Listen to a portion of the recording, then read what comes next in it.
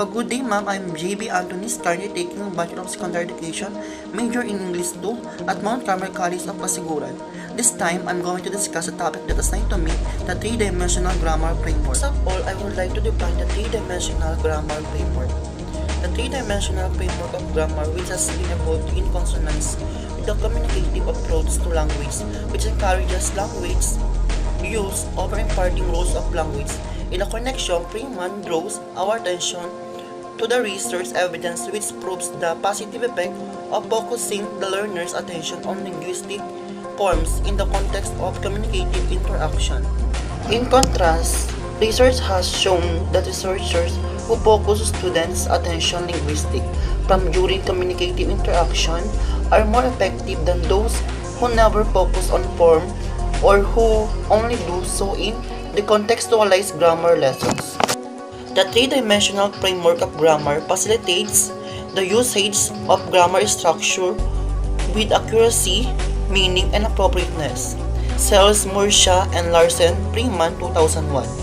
Many English grammar textbooks overlook either of the above aspects, which would deprive the learners of successful communication.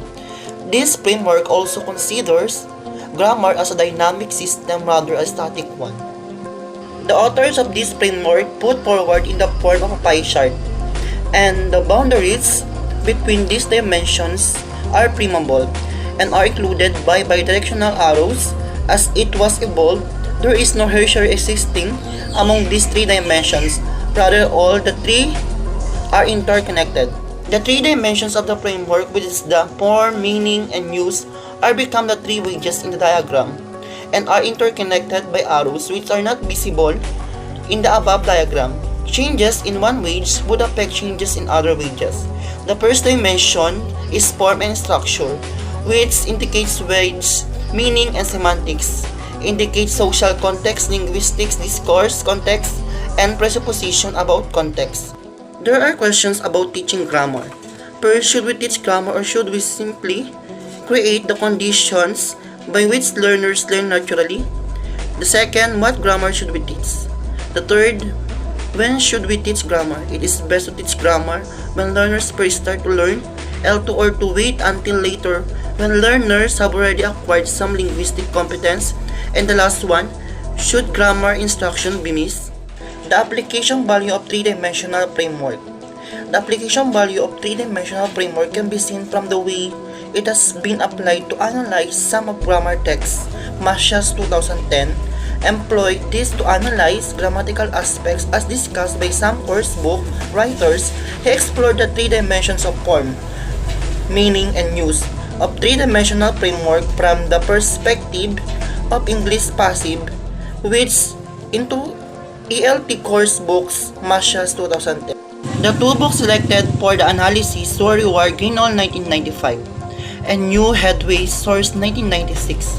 His analysis of the two LT course book revealed that the first book, Reward, Greenall, 1975, made explicit reference to form and reference to meaning and use to only some extent. He found that the more explicit and inductive approach was followed in these course books appeared to focus or contextualize practice.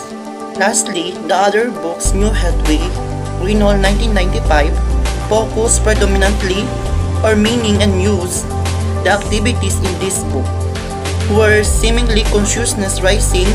Mascia's 2010, Mascia's found that this framework is of great relevance in grammar teaching.